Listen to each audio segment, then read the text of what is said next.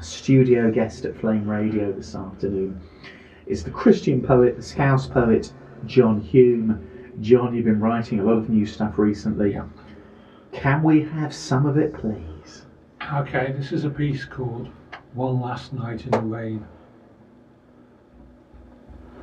Tonight, slipping in through the yellow street glare on the window, slipping through the tap dancing of a few gazillion raindrops, filling in for absent thunder, slipping in through lonely ribs, slipping through the silence of a night I fell into like an armchair, slipping through the enforced isolation of a muted phone, empty inboxes, eyes too tired and fuzzy to read, a television that refuses to tune in through the rain, all my messages on hold, still your favourite party piece, just you and me on the very night I can't do this anymore. Everything closed into a lonely place, a panic like fire, deep and surgical, steel fingers slipping under skin, setting off fireworks. Everything scary, burning beautiful, just precious enough to create a moment, exploding like a ring of stardust where your blades cut through. A moment that lingers, spreading itself to a warm hour on my soul. Perhaps a hot million years in the stars, refusing to let me go. A hot knife through lonely rain and oceans, perhaps even a smile. Tonight of all nights, goading me to believe, as though the day I can't take it anymore is the day that you love me most. John Hulme there. And John, what was that piece entitled? That was called One Last Night in the Rain. And can I ask you, what was the inspiration behind those words? Sitting one night in my flat on one of those evenings where I felt really kind of isolated. A lot of people that the people that I've sort of been around and got to know the past few years, not been in touch with lately, feeling a real sense of not really speaking much to anyone very much. Even the people I have been speaking to are having something else to do. And I was just sitting there and I was kind of just trying to relax, but I was just feeling a bit lost, a bit unsettled. A few things kind of like closing in on me. It was raining outside. I do actually find sometimes the rain, particularly the sound of rain on the window, particularly beautiful, particularly inspiring. I think that's why so many rainy day songs have been written. But I was still just really unsettled, and I kind of I needed a distraction because there was no sense of presence being held or anything. I just needed something to get a sense of warmth back in me. And I thought, well, just, I couldn't focus on anything. I couldn't read. I was tired. Couldn't write anything. Tried to turn the TV on and couldn't tune it in. It was there's a wonky aerial on my flat, and if it's raining, quite often all the channels are no signal, so I couldn't get anything. And it's just like sometimes I get those days when it almost feels like God's just kind of hit a button and said, all your messages are on hold. Whether you like it or not, it's just you and me right now. And it's usually when you really feel that there's kind of like no connection there, that's usually when he does it. So I was just sitting there thinking, I just can't do this right now. And you want it now? And just slowly in the middle of that, feeling kind of really quite churned up and quite panicky about a few things, suddenly it actually started to feel really, really beautiful. Because all the things that I was panicking about, all the things that I was slightly lost about,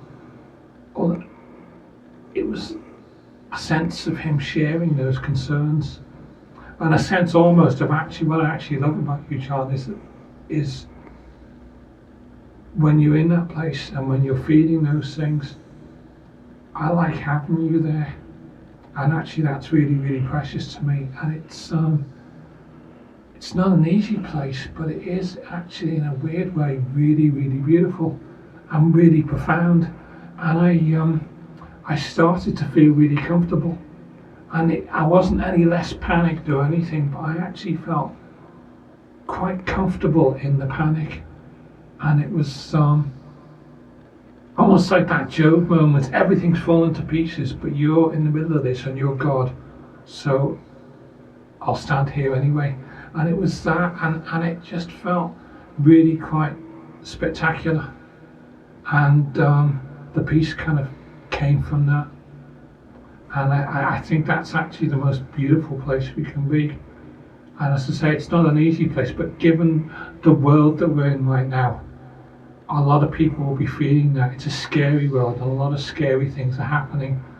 And it's important to know that, however scary things feel, however you're like terrified of stories of tornadoes and earthquakes and, or hurricanes at the moment. Yeah, or are we going to get, the terrifying stories of like people threatening each other and massive missiles and stuff, and is terror going to rain down from the sky? It's terrifying, and I know this, I grew up in the sort of like era of the Cold War, the Reagan era and stuff, and I know that terror of like, feeling helpless in the face of potentially nightmarish things overtaking the world.